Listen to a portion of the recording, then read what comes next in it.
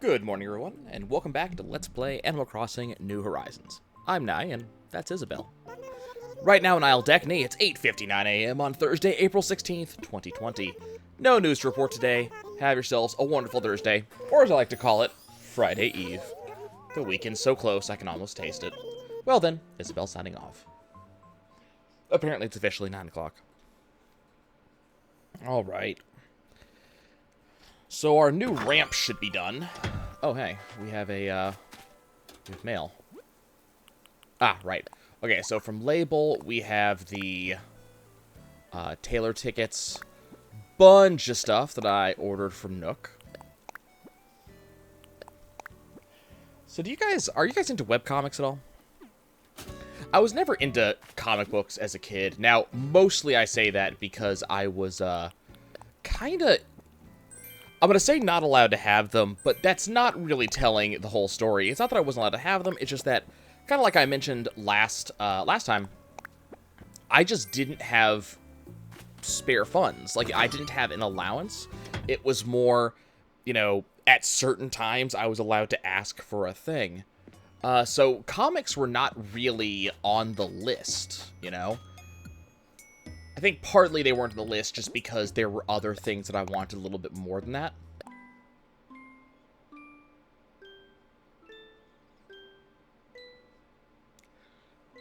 That's certainly a lullaby. There were things that I wanted more, you know, more than comics, more than, you know, I guess anything else is kind of the way I'd put it. So it just ended up being a little bit of a different thing, you know? I didn't really want... It was partly I didn't want to spend my, like, my freebie, I guess you'd put it. I didn't want to spend that, that thing that I could buy on a comic. Not that there's anything wrong with comics, but, you know, I tend to read, I guess, reasonably quickly. So a comic book just doesn't last me, which, you know, that's an issue for some people, not an issue for others. They end up just kind of, you know, let's go ahead and claim that. So we got pears. I'm still missing something, though. I got cherries, orange, pear, apple, coconut. I gotta figure out what I'm missing. But hey, we have pears now. Oh, hello, according to the stock market. Yeah, I sold a bunch of money worth of stocks yesterday. Worldwide billionaire. Oh, you're not wrong. Okay, so I have to get 10 million bells with stocks. That, you know what? That shouldn't be too terribly hard. But the problem is, I would get I got a comic a couple of times. It wasn't very often, and unfortunately, none of them were ever any good. I think the only one I remember off the top of my head that was a true comic book was a Futurama comic at one point. I barely remember what it was about. All I remember is that, you know, I kind of... We were in a King Soopers, just a grocery store. I was with my grandmother at the time, and I forget what we were getting, but I happened to go down the comic aisle, and I went, oh, hey, this is Futurama. That's cool. I enjoy watching Futurama. Maybe I can get this comic. So I asked, can I buy it? She said yes, so I bought a comic. And hey, that's the end of that story. Wasn't that cute? But it was... I read it on the way home in the car, and there was kind of nothing to it. Now, I think if this was a situation where... I don't know, if it had been maybe a different comic, or if it had been something that I was maybe waiting for, you know, if it was one of those, like, maybe the sort of thing that was, like, building up, right? If it was a story that had been building up that I was familiar with, I might have been more interested. But what ended up happening is, you know, I read it, and it just kind of sat in a drawer for a while, and I think it eventually got thrown away. But the problem is that this comic, as interesting, every time I say comic, I'm thinking of Kamek, the Magic Koopa. But, you know, what really ended up happening for me was just that, you know, I kind of realized that this comic book was like $10 for no reason. A couple of years later, I started getting into manga of various types, and you know, the price would still be, maybe it wasn't $10, but it was still, it was more expensive than it was worth, is I think the point. I got into manga, and manga were at least significantly longer, but again, it was very much this, I'm buying this thing that I'm going to get done with in an extremely short period of time. You know, it's not going to be $7 to $10 for, you know, a 20-hour, well, not 20, but, you know, a 4-hour long read, like a full book. It's going to be, you know, $7 to $10 for something that, let's be 100% fair, I'm going to be done with within the next 30 minutes. And then it's probably going to be sitting on my shelf, and I'm probably never really going to read it again.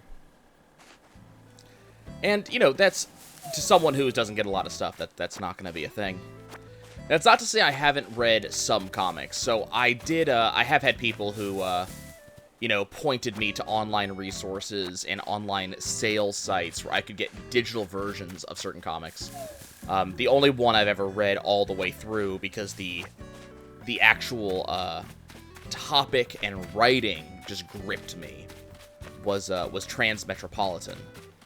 Which I think, especially in today's political climate, I mean, really the political climate of the past several years more than anything, but in today's political climate, I think that people should just read that book. I think it's a fantastic book, and it's kind of interesting that some of the things in there are decently echoed by real-life happenings. In relations to, in regards specifically, let me be specific about this, because I'm gonna get called out by someone on this, specifically in regards to the press versus political figures, not necessarily the actual political events therein.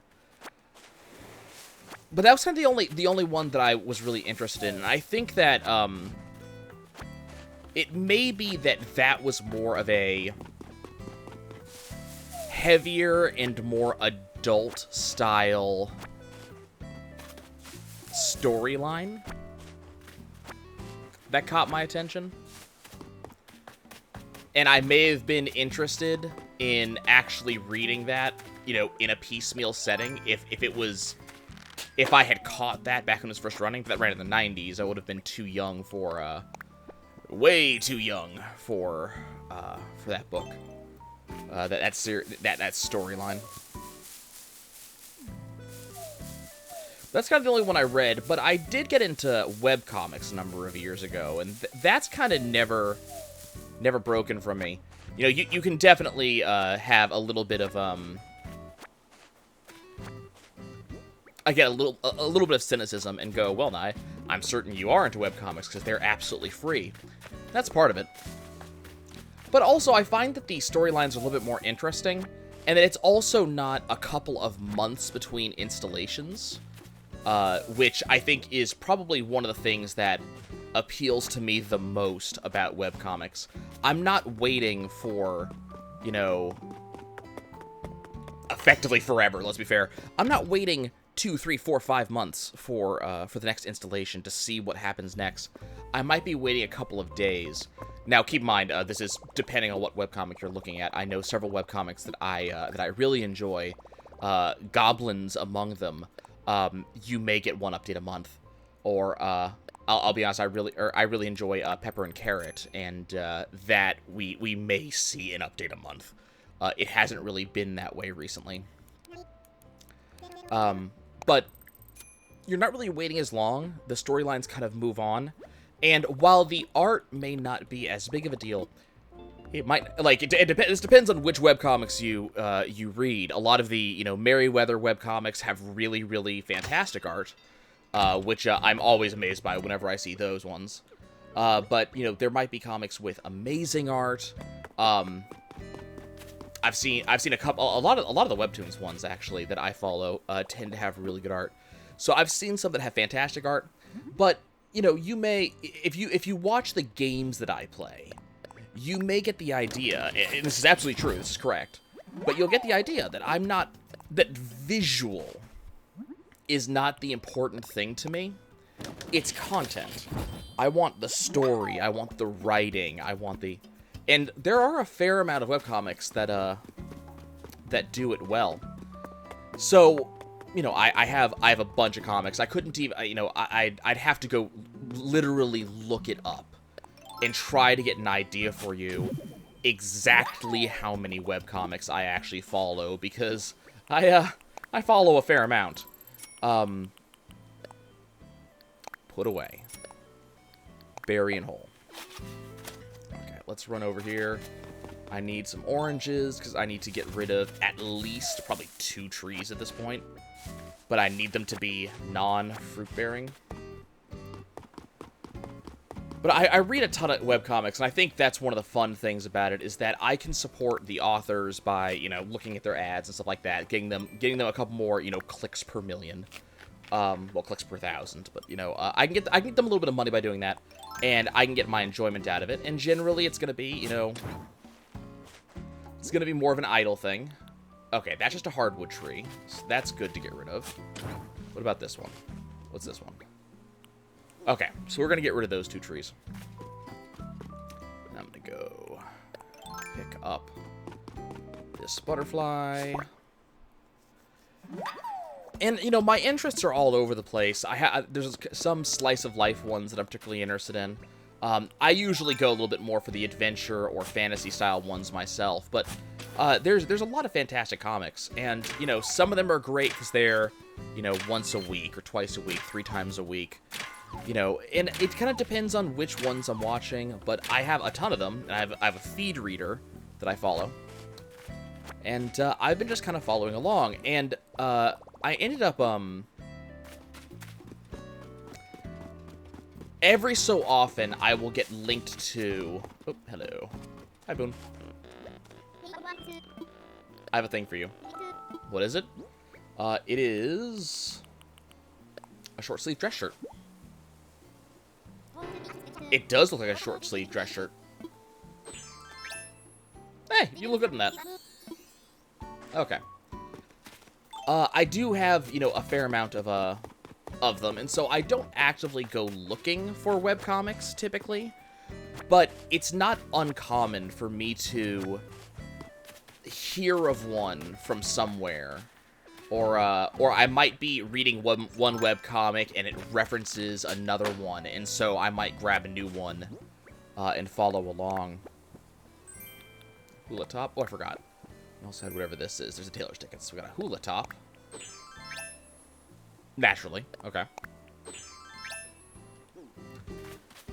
So I recently read through 2 of them, and both of them kind of interested me for different reasons. So, one of them I read through is one by called Girl Genius. Now, this one's been running for a very long time. And for many people, it's probably not going to be one that that surprises you. You guys have probably heard of it before. Or you might actually read it yourselves. And Girl Genius is kind of interesting because I didn't come across it the normal way. A friend of mine, a number of years ago, mentioned Girl Genius to me, that he read it and he was particularly interested in it. And I remember taking a look at it back in the day, but I was not amazingly interested, to be honest. I was not checking price stuff right now.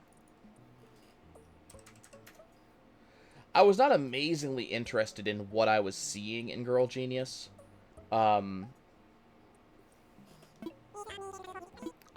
Partly it was the art style, but also I guess I was just taking a gander at what the storyline had to offer at that particular time, and the storyline at that exact time was not amazingly interesting to me. So I kind of gave it a pass. But what's interesting is that you know, a couple of years later, or a number of years later, actually, probably 5 or 6 years later, if I'm going to be completely honest with you, a number of years later, I started reading Robert Asprin's Myth series. And the Myth series, I talked about them, I think, on the previous episode where I was talking about books that I was going to recommend. But the Myth series was fantastic. But notably, the art in the Myth series was done by Phil Foglio, who happens to be the same person who does Girl Genius. And so, after reading through the Myth series, and for like the second time, after reading through the Myth series for the second time, I noticed that at the end of every book, it was constantly talking about, you know, Phil Foglio's the one that did these illustrations, did the cover, all that good stuff. If you like his stuff, go look at Girl Genius. So I finally read through it. And Girl Genius is very interesting. It's an alternate history Europe. And specifically, it's an alternate history Europe where mad science and steampunk technology runs wild. A bunch of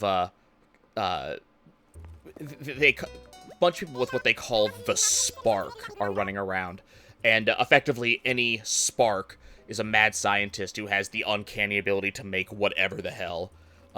They all kind of focus on different things. So you might have a one who focuses on death rays, one who focuses on shrink rays, but they all kind of have their own focuses. But basically, everybody tries to take over.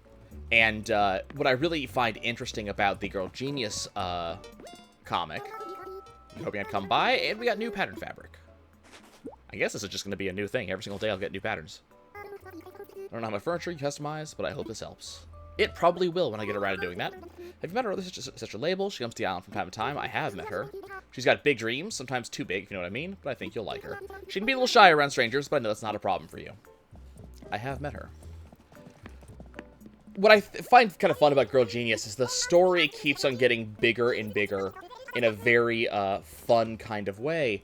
But what's really notable about the story is that it does this very...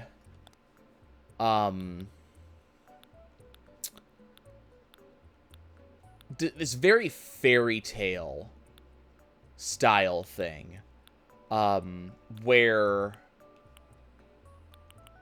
guess I'm gonna get some shorts. I can't remember if I got the captain's hat before, but we'll go ahead and get a captain's hat. Get some glass bottle glasses. I have most of this. It does this fairy tale thing where it kind of hand waves everything. So it never really explains too much about, like, how something is made. And there are a lot of situations where the main character just makes effectively a Deus Ex Machina item out of nowhere to solve the current issue. Which I guess could maybe bother some people. I'm not really particularly bothered by it. I think it's fun, personally. Like the purple ones. So I think it's fun that the story does that, but it might, other people might not be so interested. But I think it makes this very fun story that just kind of continues, and the story has gotten richer and richer as time has moved on, with more more characters, a deeper storyline, bigger and more involved story arcs. It's generally just fun, and I do highly recommend it. So that was one of them. The other one that I picked up, and it's kind of a different one. It is Girl Genius tends to be fairly friendly in general. I'm not necessarily going to say kid friendly or family friendly, but maybe PG-13. The other one I picked up that I started reading recently, and this is again, this is another webcomic that I looked at years ago and found myself relatively uninterested in. And then I jumped on it again a couple of weeks ago and started reading and found myself fairly interested. It's one called Girl Power. GRRL, powercomic.com for this one. This one's a little more interesting because it's a superhero one. It's one of the reasons I brought up comics to begin with. But it's a superhero story that kind of goes a little bit more, or at least as far as I've gotten.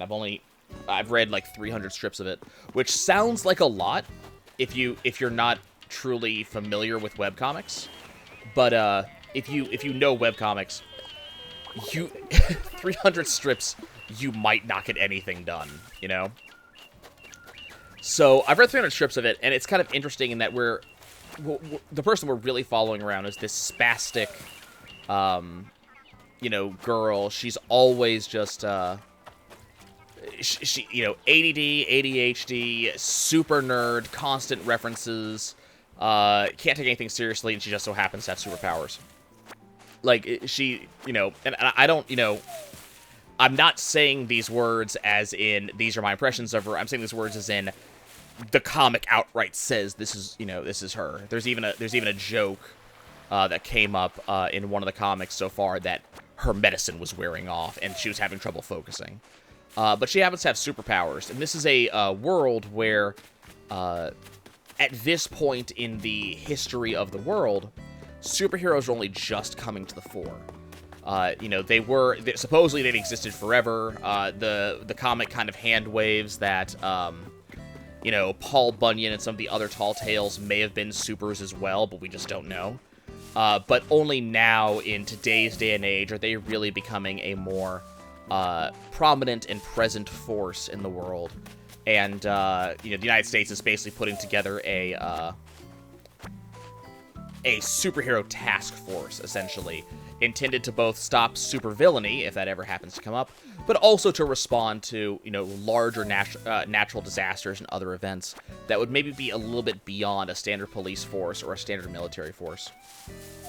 But it's kind of interesting reading along, because not only do you have the comic itself, which is, you know, it takes some cheap jokes every so often, and there is a decent amount of sexual joke involved, but it takes this concept of supers and kind of starts examining it from a couple of different directions and talking about, okay, you know, these are superheroes.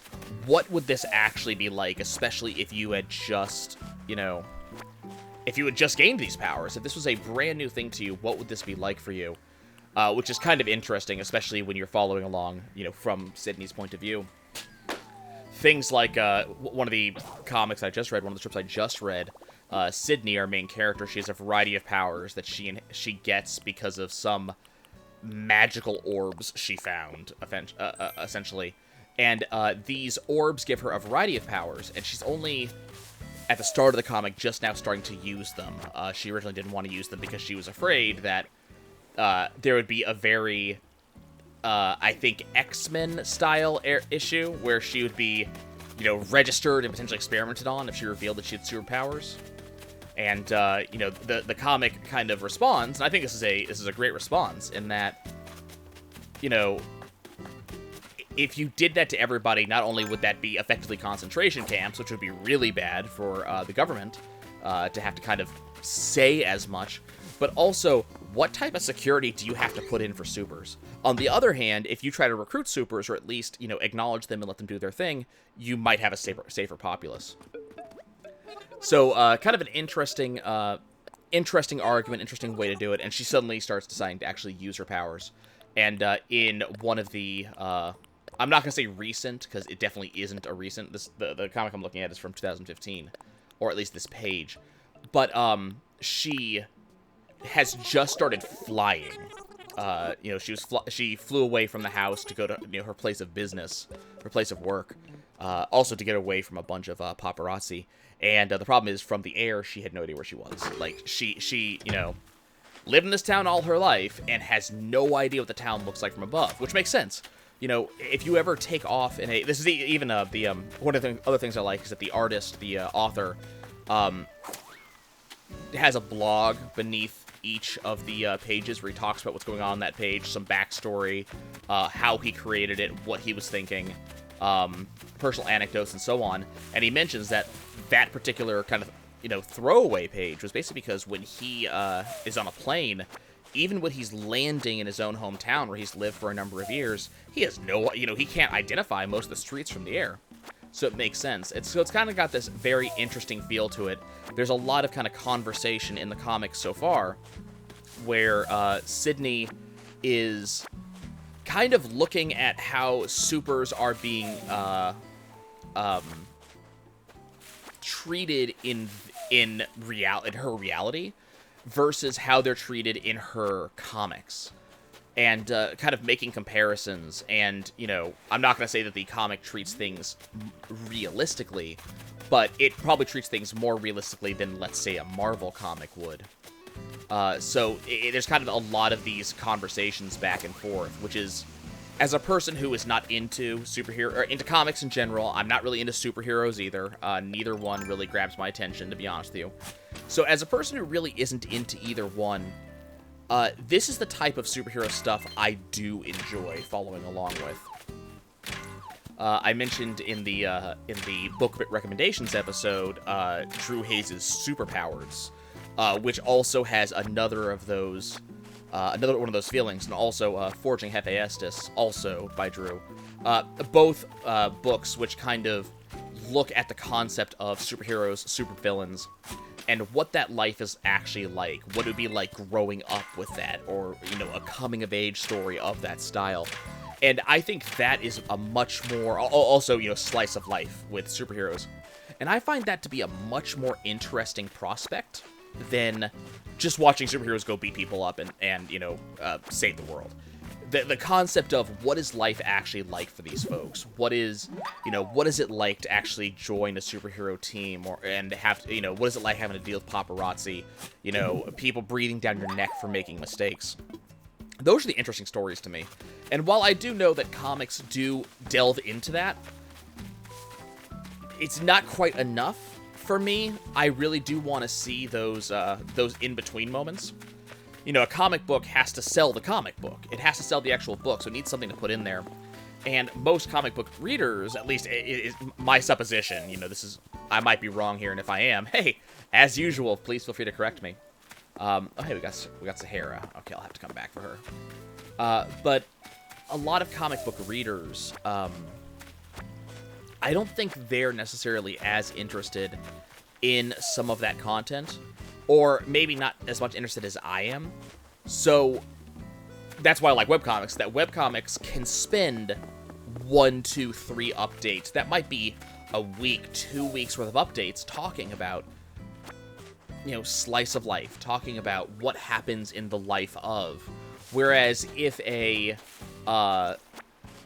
comic book tried to cover the same content in a comic book, you wouldn't be talking about, you know, 1 or 2 weeks. You'd be talking about a full month's worth of update for its readers. And I imagine that a lot of your customers would not necessarily be as interested in that. As I said, I am aware that there are comic books that do that. I have seen, you know, like on Imager, where they are always posting just pages of their favorite comic books.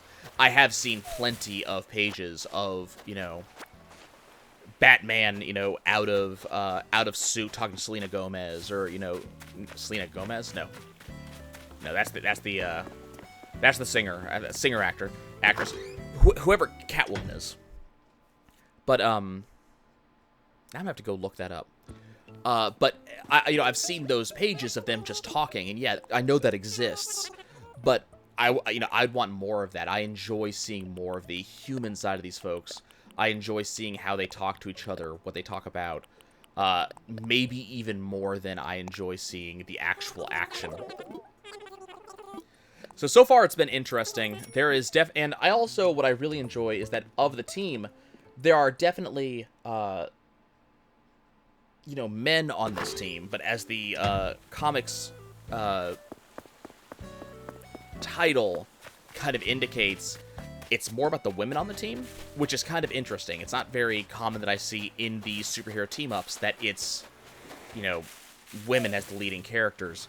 And while the author is male, and there are definitely a bunch of kind of jokes from a male writer, there is also a fair amount of, you know,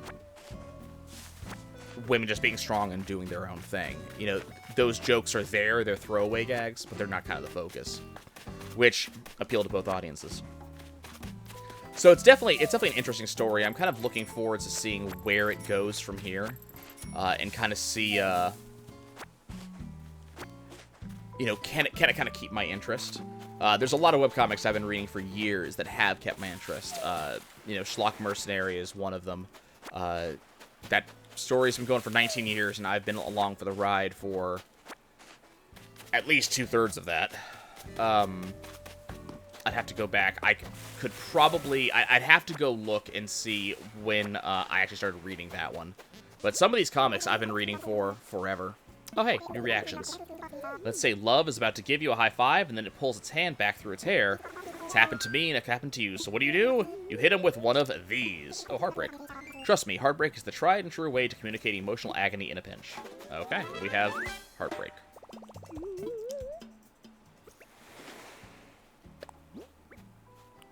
God, there are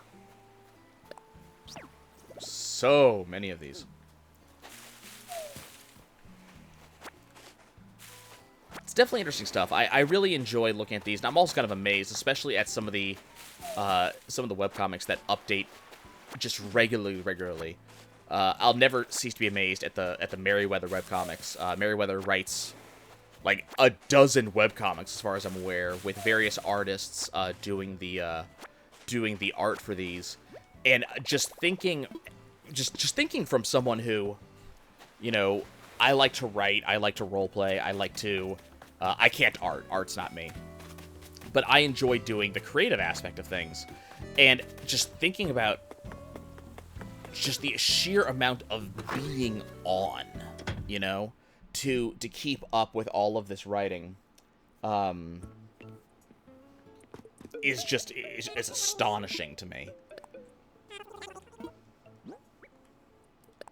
So definitely one of those things. Some of these comics that I follow have just kept up an amazing level of quality over the years, and I cannot tell you how much that just surprises me that they have been able to keep that going. I would actually really expect some of them to start dropping off after a while, and there's been a lot that have kept going, that have absolutely failed to suck. Let me pull up my list here. I'm not necessarily gonna... Hello, do you want a thing? Oh, his DIY station's gone. Interesting. Let's see.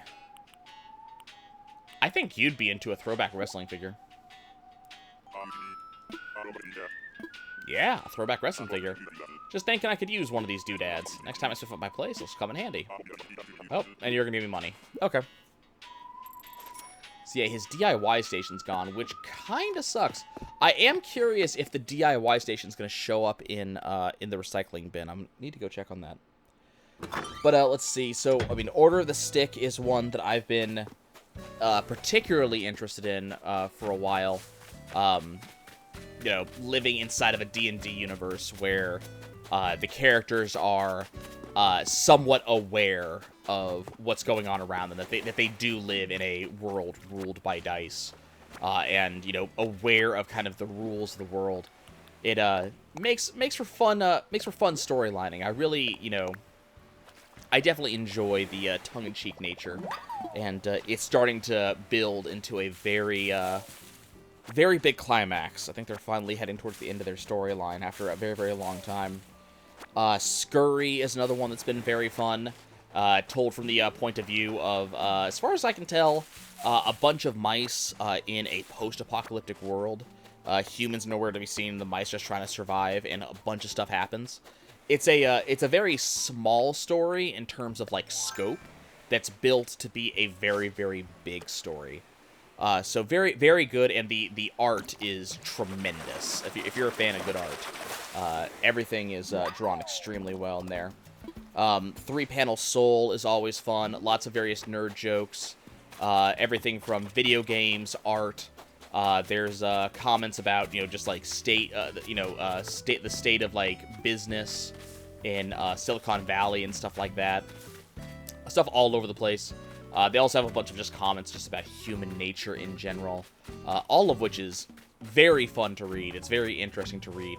Lots of very good kind of observational comments. Puck is also awesome. P-U-C-K, like a hockey puck, but not. Refers really to the fairy Puck and her kind of existence in the real world. It's kind of a goofy one. But it's very slice of lifey. The fact that she's, you know, supernatural just kind of doesn't come up. But just lots of just weird things happening in life, and lots of interesting comments. The story arc recently has been about her daughter going to the prom, and all of the weird twists and turns that has come off of that. Lots of people already know about Blue Chair, Shin, his comics, his comments on life and his life and things that are going on. Lots of Q&A, a very unique art style, and a very quirky sense of humor. Definitely recommend that. Boyfriend of the Dead has been fun for a while. Just a zombie infestation in, I want to say it's supposed to be Europe, if I remember correctly, in England. And it starts out with a girl who's amazing at zombie slaying and is trying to survive for a while, and a boy who's a zombie. And the boy kind of falls in love with the girl, and the story kind of takes off from there. It's a very boy meets girl storyline, but when the girl's effectively the best zombie slayer in the country, and the boy is the zombie, there's definitely going to be some stuff that goes on there. And the story has very much evolved there. Adventures of God is kind of fun. The art style is nothing to write home about, but what I really love about it is that it is not afraid to talk about religion and kind of interpretation of religion. It also talks... I don't have a... no! I don't actually have a... I don't have a slingshot. Let's see. What type of... Do I actually have any wood worth... No, I don't. It's a lot of talk about religion, afterlife, people's responses to each other. There's a lot of commentary. Obviously, it is kind of religious in nature, but it's not proselytizing. It's using, it's using the characters of God, Jesus Christ, the devil, the Archangel Gabriel, who's basically the scientist who created everything. It's using them to comment about going-ons in life and how people interact with each other. And they have a very... It's definitely funny, and they have a lot of very cool interactions there. Everybody knows about XKCD, honestly. Randall Monroe and his math, physics, science-fueled jokes, and a lot of, again, commentary on life. I'm not gonna lie, some of the jokes go right over my head, but somehow they're just funny enough anyways. Paranatural has been absolutely fantastic. Stories of kids who deal with the supernatural world, or paranatural if you prefer, that goes on around them. It's been just extremely fun kind of following along with that story for a while. Darths and Droids, probably one of the more unique ones that I've been following, which reimagines... I have the slingshot. Let's go see if we can grab that balloon. It goes through the Star Wars movies, starting with Star Wars Episode 1, and they took still shots from the movies and used them to build a comic. And the concept is that these movies they're not actually movies, they are a D&D style campaign in a world where Star Wars does not exist. So the comic tries to reimagine the story of Star Wars as effectively a D&D campaign, with some things are kind of rewritten to make more sense from a campaign perspective, or perhaps just in general. Got a diner counter table. Ooh. We actually have a surface. But some of the things are rewritten a little bit so that they make a little bit more sense. And some things are reinterpreted. And the further the story goes along, they're up to episode 7 now, I think. But the further the story goes along, the more it diverges from the actual Star Wars storyline. So definitely kind of interesting to read along. There's also constant, there's in-character comments, out-of-character comments. They speak about it as if it's a D&D game, which is always very, very cool, because you actually get this feeling of, like, how the players are actually interacting, how they're perceiving what's going on. There's usually hints and tips in the actual, okay, let's take a look at this real quick. I can work with that. Okay. There are comments from... the writers, and in a lot of cases they're commenting about, what would you, if this was an actual, they'll comment about running a D&D game, and, if this was, in your D&D game, if this happened, this is how you might actually interact. So if you're a person like me who is, not a very, not a very amazing DM. There's a lot of actually very useful stuff they write about that you could actually use to kind of help along. They also have comments from other, people who are following along. They're commenting about, what this story might be like. Let's see. Swords has come to the forefront recently. Just a comment about swords. Like, literally, all the comics in general are about swords somewhere or another. Lots of sword puns, lots of visual jokes, but swords are kind of everywhere. And it's a very fun take on stretching the concept of a world that focuses on just this one thing. That one thing is swords. Hi, Nook. Okay, let's talk about my home. What should we discuss? I want to expand. Are you interested in having your very own basement? Now you've weathered some serious sticker shock before, so I'm sure you can handle it, but this will be spendy. All told to be 2,500,000 bells. Let's do it. I'll get the construction started right away. Everything should be ready for you by tomorrow morning. Yeah, I'm also excited. But Swords is very fun. Pepper and Carrot is little, basically one-shot vignettes about a young girl who's studying to be a witch, and that's Pepper, and her cat Carrot. And they tend to be very extremely well-drawn. And they tend to be little short kind of life lessons for Pepper. Explorations of her world. Interactions between her and others. It's just very, very fun to read along. Very lighthearted, which I think is one of the things that I really appreciate about the stories. They're very feel-good in most ways. Let's see, Romantically Apocalyptic is also extremely fun. My stovetop espresso maker. Cool. More kitchen stuff. I'll have to go and rearrange the kitchen eventually.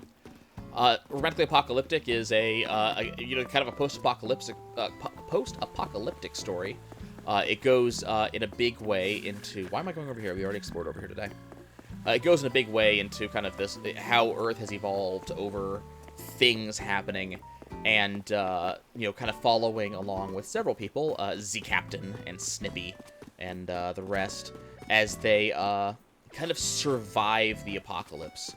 And the story was very one-shots and very throwaway gags at the very beginning, but has evolved into this grand and epic adventure over the years. Definitely fun to follow. Let's see, what else do we got? Dream Keepers is really cool. It's got a very, trying to think of what I can really relate it to. If you liked, like, Dust and Elysian Tale, it has characters that kind of follow that kind of character design. And it's, there's actually two simultaneous comics. There's the regular Dreamkeeper storyline, and there's the prologue. And the idea is this is the, not necessarily the world of dreams, but what the authors have said is that this world is of folks who are supposed to defend human dreams from nightmares, and we haven't even really hit that part of the story yet, apparently. But it's about their world and things going on in their world. So you have the regular Dreamkeeper story, and then the prologue stories are about the characters as younger kids and kind of following along with that storyline. Both are very interesting. Unfortunately, kind of slow updates there, which both sucks and is absolutely fine. Basically, apparently what they do is the authors and artists, they actually draw an entire manga worth of storyline for the regular Dreamkeepers, and then after that's officially published and released, they release pages one by one to the public for free, and then the prologue, as far as I'm aware, is absolutely free. So Dreamkeepers is fantastic. Winter Moon, definitely, probably one that a lot of people know about at this point. Following the stories of a group of I'm not going to say group of friends, but a group of people who are playing online MMOs and kind of following along their in-character and out-of-character nonsense. Several of the characters being extremely powerful, and this allows them to do stuff that they probably should not normally be able to do. What am I going to give you? You know what? I got nothing huge for you today. You get an orange. Like eating, so there you go. I'm gonna lay on the floor and eat that. Might even share with the bugs. Okay, well, you have fun with that. But it's very interesting to read. There's a lot of fun MMO jokes, and this is another one of those comics, and I find that a lot of webcomics do this.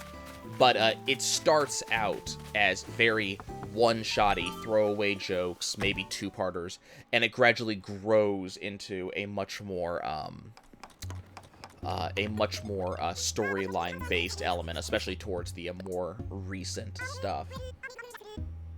Litterbox Comics is very fun. It's a very slice-of-life thing that takes the... what are you building, Peanut? A wooden block stool? I do know how to do that, yes. Okay. Well, you can go ahead and give me the DIY, and I'll give it to someone. Sure. That's fine. It's very slice-of-life-y. I think it is kind of real-world stories from the artist and author and her family, her kids, things like that. And it's basically just talking about the life of their kids and all this silly stuff that happens. But in this world, you know, all the characters are anthropomorphic animals, so she's a cat, and so are her kids. Hence, Litterbox Comics. They tend to be very funny, and even if you're not someone who has a family or something like that, you can probably relate from stories from your childhood or other kids you've seen or stories of friends, things like that. So it's definitely stuff that kind of everybody can get into and relate to. Ed Lie's stories are ones that I was following along originally because of its original content, but the content has gotten significantly more fun over the course of the past several months. Originally, they were all horror stories, but they were done extremely well. That's not what I wanted. I could have sworn I grabbed a net. They were originally these kind of mini horror stories, and very much, you know, a combination of true horror stuff like The Grudge, as well as kind of mini horror stuff like, oh my god, this is horrifying. But one of his characters was a mind slayer. He calls it a mind reaver, but a mind slayer from like the D&D lore, and it was a kind of a flip the script story that let's see, get rid of all that. It was a flip the script where we all thought this guy was going to be extremely evil, and it turns out he's one of the most wholesome and great guys in writing. And that has become the ongoing story. There's been 20 or 30 strips just of this. And every strip starts off, you know, with the Mind Flayer or one of the characters about to do something that looks very evil. And by the time you get to the end of the page, it has become, you know, extremely wholesome and extremely lovely. So very extremely enjoyable comics there. I always wait for the next one of those. I can't wait to see again how that script is going to be flipped. What terrible thing is it going to look like it's going to be, and then how is it going to get transformed? A ghost story is also a very fun one. Described as two terrible people and the terrible things they do. But you know, it's about a world where the dead do come back. Ghosts are an everyday thing. Zombies do walk among us, and they're generally accepted. But when the bad shit happens, when a ghost is going nuts and is trying to kill everybody, what did we get? We got Dark Chocolate's Flooring. I think I already had that. And Skywall. Okay. But when, you know, when things do go bad, you need people, paranormal investigators, who can, you know, kind of solve the problem. It just happens that both of our paranormal investigators are terrible people. But a very, very, very fun story. Very, very good artwork that I really appreciate. And I do recommend it. Native Drums is really awesome. It's a more of a war story as far as we've seen so far, because there hasn't been a ton of updates in this one yet. But every update is fairly long and follows apparently in a world where corporations have taken over, and it's corporation versus corporation warfare. Every corporation basically controls you know, soldiers of fortune and sends them after each other in terms of you know, what you'd call aggressive takeovers. And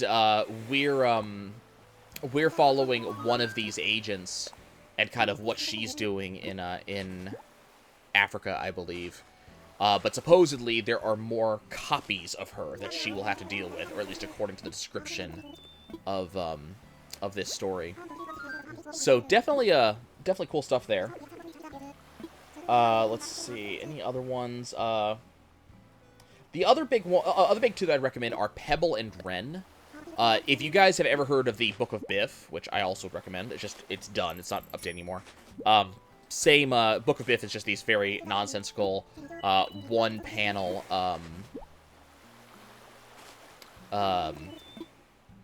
one-panel comics about Biff and the extremely silly things he does, and the ways he interacts with life.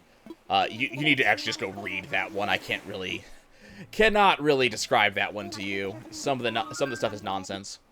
But Pebble and Rim is very fun. It's about a small monster who's supposed to be the monster under the bed, and he turns out that he's just a kid, and he becomes friends with the girl who he's supposed to be the monster for. And turns out this is a pretty normal thing. One of her dads also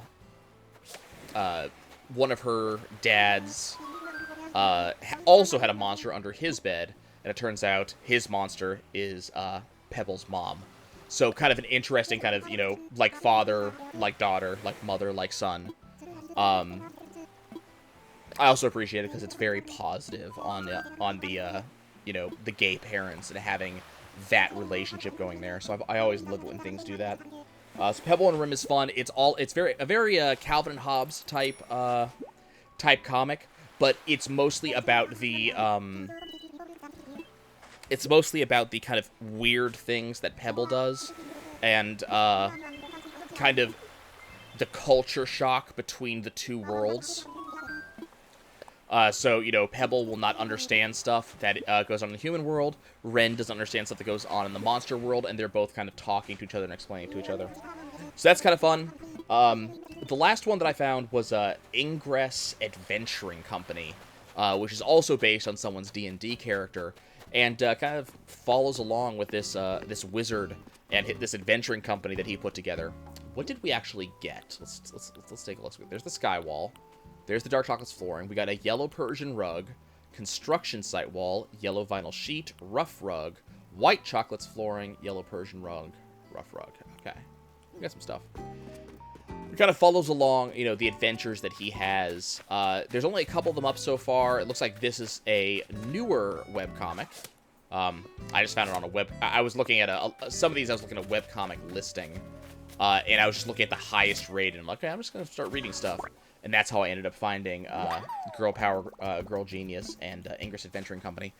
But it kind of falls along. Art's good. The story is well written, and another one of those really LGBT positive stories. And that's something that I always love. So I like to read along with those. And for those of you who are concerned that when I say that these are stories that really kind of throws these characters in your faces, they very much are not. Let's see, what was the two that I was bringing up that were very positive on that? It was Ingress and I lost the other one. I'm actually looking at the list, and I lost the other one. They're not... It's not one of those things where they're in your face about it. It's just this, and that's a good thing. It's just, this is life. This is these characters. They happen to... Oh, it was... that's right, it's Pebble and Ren with her dads. It's not in your face about it. It's just, these are the characters. In Pebble and Ren, it's just, she has two dads. That's it. We get to see them being loving, but doesn't really shove it in your face. It is the same way that you would see if it was, a heterosexual couple. It's just, we get to see them interact, and that's about it. It's not calling it out. It's just, this exists. But that's a positive thing. It needs to happen more. And in Ingress, it's also one of those things that's not really, shoved in your face. It's commented about the fact that the, main character has dated both guys and girls, and you'll also meet one of his old flames and stuff like that. But it's very much this, again, it's very, this is normal, and we're treating it normally, which is a very important thing. At least on my end, at least for me, I don't know if others feel a little bit differently about this, but I think one of the things that really will help is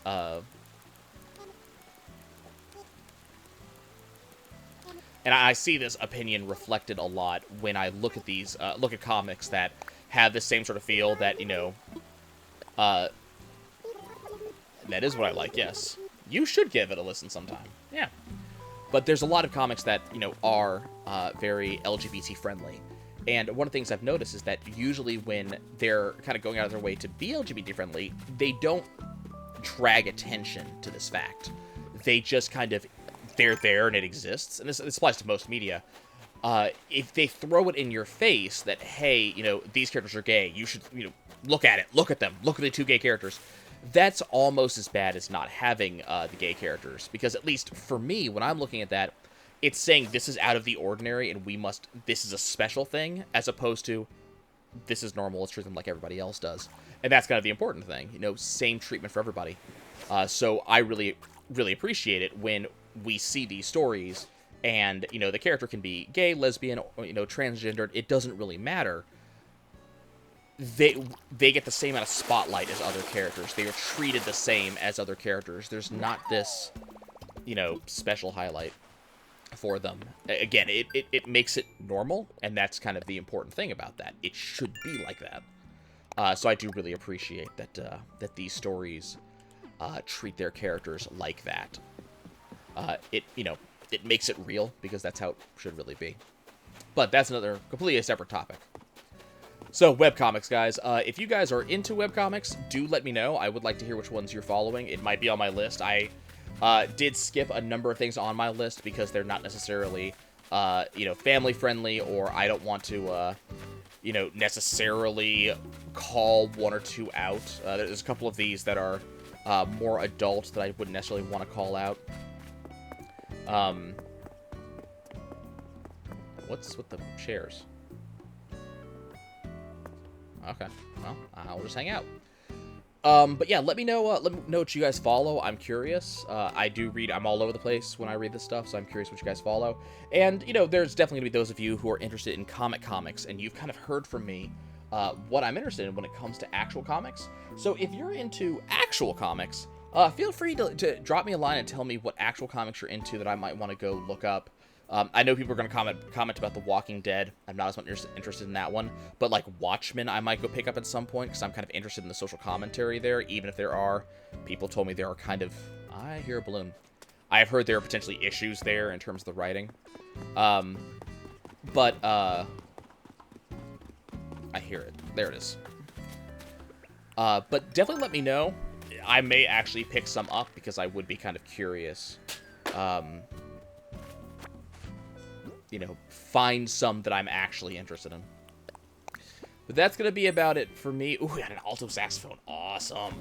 That's going to be about it for me, guys. Thank you so much for watching as I make my way over here to deposit that money that I have, and also to check what our shopping can be. I didn't check what our Nook shopping for the day is, did I?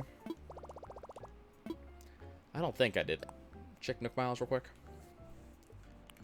Coral Fence. I already have both of those. I should probably get these. Get those recipes. I don't think we checked Nook Shopping today. We already have KK Moody.